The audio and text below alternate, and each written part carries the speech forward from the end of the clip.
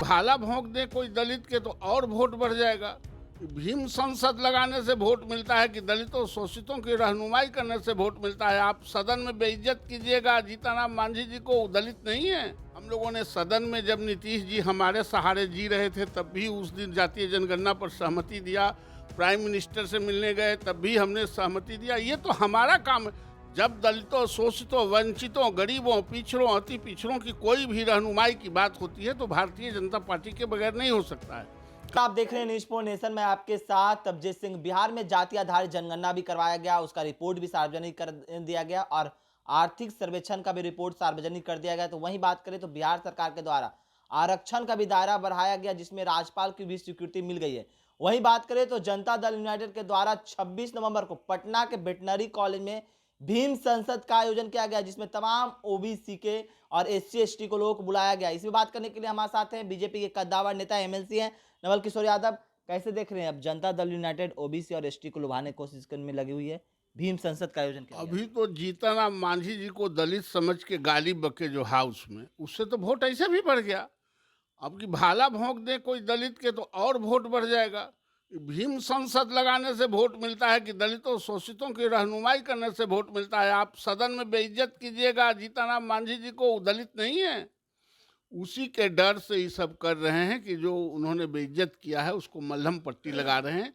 अब इनको जेडीयू को कोई वोट थोड़े देने जा रहा है। जेडीयू का तो अब कार्यकाल समाप्त हो गया है, अब इतिहास की पार्टी बनेगी, वर्तमान में नहीं रहेगी। लेकिन जिस तरह से बिहार में आरक्षण की दायरा बढ़ाया गया है और गाँव में तबकों में जदयू के लोग जा रहे हैं और भीम संसद के लिए आयोजन कर रहे हैं कि अपने हक की लड़ाई लड़ने के लिए आइए, बिहार सरकार किस तरह से आप लोगों की हिमायती हैं, आप लोगों का आरक्षण का दायरा बिहार में बढ़ा दिए हैं। अरे तो हम ही बढ़वाए हैं कि वो लोग बढ़ाए हैं? हमारे ही सहमति से न बनी। हम लोग यूनिवर्सली पूरे सदन में सर्वसम्मति से पास किए। उसके पहले सर्वसम्मति से हम लोगों ने सदन में जब नीतीश जी हमारे सहारे जी रहे थे तब भी उस दिन जातीय जनगणना पर सहमति दिया। प्राइम मिनिस्टर से मिलने गए तब भी हमने सहमति दिया। ये तो हमारा काम है। जब दलितों शोषितों वंचितों गरीबों पिछड़ों अति पिछड़ों की कोई भी रहनुमाई की बात होती है तो भारतीय जनता पार्टी के बगैर नहीं हो सकता है। कर्पूरी ठाकुर जी शोषित थे, उनको मुख्यमंत्री भाजपा ने बनाया। लालू यादव को 90 में भाजपा ने मुख्यमंत्री बनाया।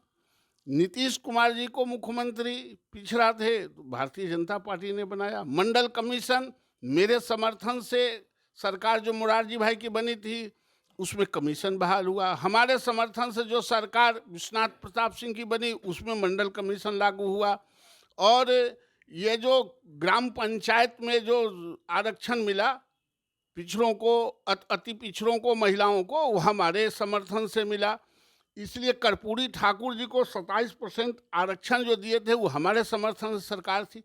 बगैर भारतीय जनता पार्टी के समर्थन से इस राज्य में और इस देश में कुछ होने वाला नहीं है। गरीबों की जब भी रहनुमाई की बात होगी, भलाई की बात होगी तो भारतीय जनता पार्टी आगे रहती है। इसलिए इन लोगों को पैर पटकने से बिहार की जनता सब समझती है कि पैर पटकने वाले हैं, गाल बजाने वाले हैं। लेकिन आरोप तो लग रहा है कि आप लोग तो साथ देते हैं, सभी चीज में सहमति देते हैं, लेकिन पीठ पीछे आप लोग उसी का खामियां निकालते हैं। जिस तरह से जाति आधार जनगणना को में कहा गया कि आप ही लोगों ने कंप्लेन किया, हाई कोर्ट में सुप्रीम कोर्ट में मामला गया और आप लोग इसमें आरक्षण के दायरे में भी सहमति दिए, लेकिन आप लोग पीछे नहीं,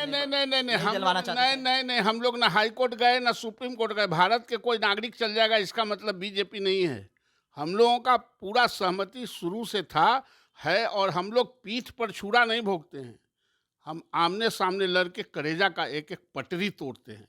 जो लोग यह कहते हैं कि पीठ में छुरा भोगने वाले नहीं, हम लोग चित्ते पटक के चढ़ जाते हैं। भारतीय जनता पार्टी का यह चरित्र है। आरक्षण का दायरा बिहार में जिस तरह से बढ़ाया गया, इसको कैसे देख रहे हैं? जिस तरह से बढ़िया बात है ना, बढ़ना ही चाहिए। हम लोग तो यही चाहते थे बढ़ाने के लिए। हम लोग तो 80% मांग कर रहे थे। मैंने सदन में 80% की मांग की थी। नीतीश जी ने कंजूसी करके 75% रखा। वो 5% और बढ़ना चाहिए था गरीबों के लिए। इसलिए हम लोगों के बारे में कोई यह कह देने से और उनके कह देने से कोई बिहार की जनता नोटिस नहीं लेगी। जिस तरह से वेटनरी कॉलेज में विशाल भीम संसद का आयोजन किया गया, तमाम अति पिछड़ों को बुलाया गया है, तो कैसे देख रहे हैं इसको? अच्छा, वेटनरी कॉलेज में विशाल फील्ड में नहीं तो विशाल आदमी कहाँ से आ जाते? अरे छोटे को फील्ड में विशाल गांधी मैदान में करते हैं। पता चलता कि भीम संसद में उनका कितना आदमी आ रहा है।